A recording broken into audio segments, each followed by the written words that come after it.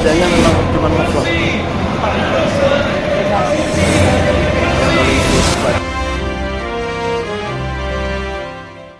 Assalamualaikum warahmatullahi wabarakatuh. Berjumpa kembali dengan Romlia Pratama. Teman-teman sahabatku semuanya, gimana kabar kalian? Mudah-mudahan kalian semuanya baik-baik saja beserta keluarganya di sana. Teman-teman sahabatku, buat kalian yang baru gabung, yang baru nonton video ini, silahkan di subscribe dulu, di like dan di komen guys. Buat teman-teman yang udah mendukung support channel ini, terima kasih.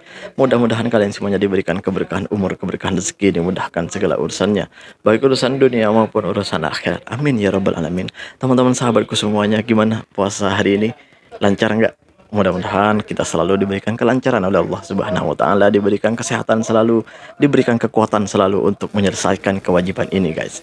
Teman-teman sahabatku semuanya, kemarin itu kan aku tuh ngebahas tentang di bazar Ramadan itu, Pak. Ngebahas tentang bazar Ramadan itu karena bagi gua unik. Selain uniknya itu, ada hal yang mengejutkan bagi gua, guys. Parkir motor itu di tepi-tepi jalan aja gitu, di tepi jalan besar gitu ya. Helmetnya nggak dibawa, helmetnya diletakin di motornya, tapi nggak ada yang hilang, aman gitu. Yang gue keterkejutnya lagi, nggak ada yang jaga di sana. Itu kalau di Indonesia nggak ada yang jaga, terus helmet diletak di motornya, waduh, ini kesempatan pastinya guys gitu. Kesempatan pasti ada aja orang yang mengambil kesempatan dalam kesempitan itu guys. Iya bener. Apalagi di bulan Ramadan, biasanya di Indonesia itu di bulan-bulan Ramadan ini menjelang hari raya ataupun menjelang Ramadan itu biasanya tindak kejahatan pencurian itu meningkat guys. Yang gue terkejut itu kok bisa di Malaysia itu seaman ini gitu. Motor diletakin di tepi-tepi jalan, nggak ada orang jaga. Helmetnya diletak di sana, helmet bagus-bagus kah, mahal, diletakin di sana, nggak ada orang yang ngambil. Bener guys, gue terkejut gitu. Kok bisa gitu ya? Coba di Indonesia kayak gini, aduh. Ini pikir dalam hati gue, kok bisa gitu ya? Ini mengejutkan bagi gue, bener. Kalian bisa tonton di vlogku yang kemarin itu, yang aku upload kemarin itu. Iya bener, itu memang real kenyataan. Aku tuh kalau nggak nyata yang gue lihat itu, nggak nyata yang gue rasakan, nggak akan gue eh, katakan di sini guys gitu. Takutnya dibilang hoax. Aku bawa buktinya gitu. Memang ya apa kok bisa seaman ini gitu. Gue hampir mikir sejenak kok bisa gitu. Kenapa sih kok di tempat kita nggak bisa seperti ini gitu.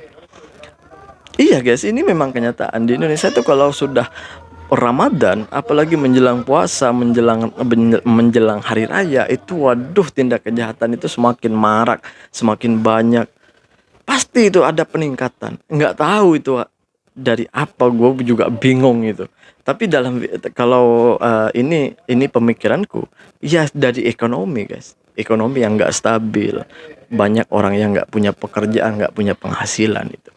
Jadi ini bukan aku ngebanding-bandingin, ini aku buat ini sudah episode kedua, aku ngebuat perbandingan antara Indonesia dengan Malaysia kalau Ramadan gitu. Ramadan di Malaysia dan Ramadan di Indonesia itu seperti apa gitu. Perbedaannya apa gitu. Ini bukan membandingin ya, tapi hanya apa ya? Biar sama-sama mengetahui lah, oh di Malaysia kayak gini, di Indonesia seperti itu gitu. Salah satunya yang sudah beberapa yang ku bahas di episode 1, sekarang aku ngebahas tentang di Indonesia tuh seperti apa gitu kalau bulan puasa gitu ya. Di Indonesia tuh biasanya ini masalah warung ya atau kedai gitu ya. Kedai di Indonesia itu biasanya buka, ada yang buka. Di Malaysia ada yang buka juga. Tapi bedanya kalau di Malaysia itu kedai Melayu atau kedai Muslim itu tidak buka dari pagi. Yang biasanya buka dari pagi itu nggak buka lagi dari pagi gitu. Jadi nutup guys, ditutup gitu. Tutup full. Bukan kayak di Indonesia. Kalau di Indonesia ditutup cuman pintunya itu ditutup dengan itu guys, dengan apa ya? Dengan kain gitu ya. Tapi ada orangnya. Kedai itu buka sebenarnya kalau di Indonesia, warungnya itu buka. Di Malaysia nggak seperti itu. Memang tutup beneran. boleh buka setelah pukul 3. Itu memang ada aturannya gitu. Jadi di sini diatur bener-bener. Tapi kok ada kedai yang buka? Itu kedai mama. Kedai mama itu biasanya 24 jam, guys. 24 jam. Kecuali kedai non-muslim. Karena kalau di sini gampang sekali kita eh, kita melihat itu ini non-muslim itu ini non-muslim, ini bukan ini non-muslim, ini muslim gitu. Kita gampang sekali untuk, tapi di Indonesia itu sulit, apalagi di tempat-tempat yang banyak orang-orang yang non muslim gitu, seperti di Bali atau di tempat-tempat lain yang itu sulit sekali kita, karena nggak ada, ya mungkin ada penanda satu-satu lah gitu, tapi sulit kita untuk ini yang muslim atau bukan gitu. Kalau di Indonesia, di Malaysia enggak, kita dengan melihat tampilan kedainya aja kita udah tahu ini non muslim. Lihat tampilan kedainya aja udah tahu kita. Udah tahu dengan mata aja kita udah bisa lihat ini non muslim atau muslim gitu. Di Indonesia itu biasanya kedai itu kalau buka pintunya aja, warungnya buka tapi ditutup dengan kain. Biasanya itu, guys.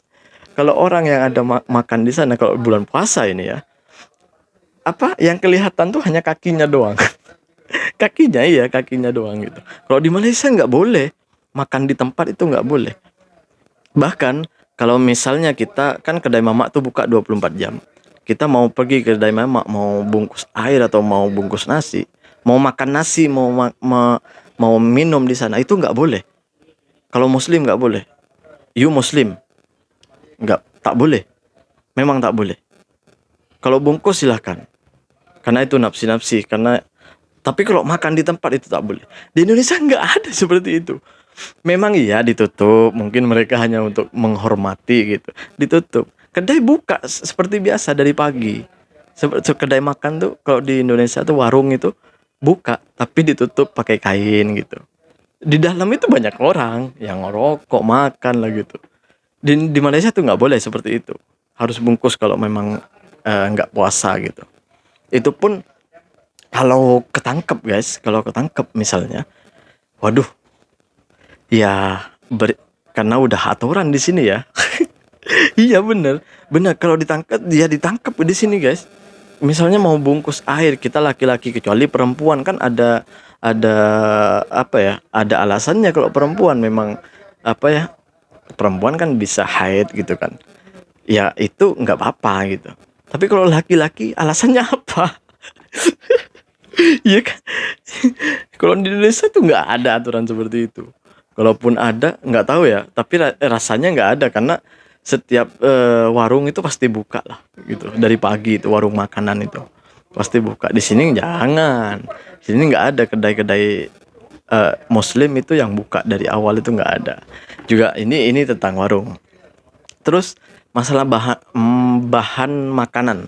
Ini makanan seperti sayur kah, ikan kah, atau apapun yang kita makan sehari-hari. Biasanya kalau di Indonesia itu ada peningkatan harga.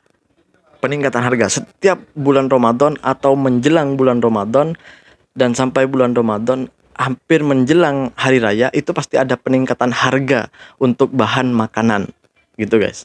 Seperti ayam, pokoknya bahan pokok lah makanan, apalagi beras itu, ayam, daging, itu pasti ada peningkatan yang sangat signifikan gitu, yang sangat tinggi gitu, guys. Itu sudah terbiasa. Tapi di Malaysia ini aku kan udah lama di sini jadi tahu lah.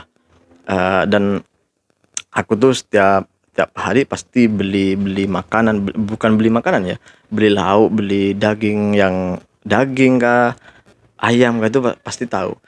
Itu nggak ada peningkatan di sini, guys. Nggak sesignifikan di Indonesia. Kalau di Indonesia tuh biasanya harganya ayam sebelum puasa itu, sebelum Ramadan itu harganya misalnya 15.000. Kalau sudah Ramadan itu biasanya naik ke 25 ke, kadang sampai 30.000, guys. Sekarang itu kalau nggak salah 30.000 di Indonesia. Ayam itulah. Ayam, kalau kata orang Indonesia ayam potong. Kalau di sini ayam apa ya? Ayam itulah, ayam biasa itu. Kalau ayam kampung itu lain lagi. pasti ada peningkatan. Sayur aja ada peningkatan di sana, guys. Harga harganya itu meningkat gitu kalau udah bulan puasa, bulan Ramadan.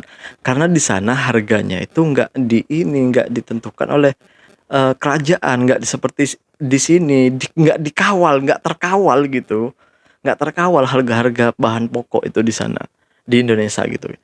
Ya itu udah, ya nggak tahu siapa yang menaikkan harganya, ya pedagangnya sendiri yang naikkan harganya mungkin ya.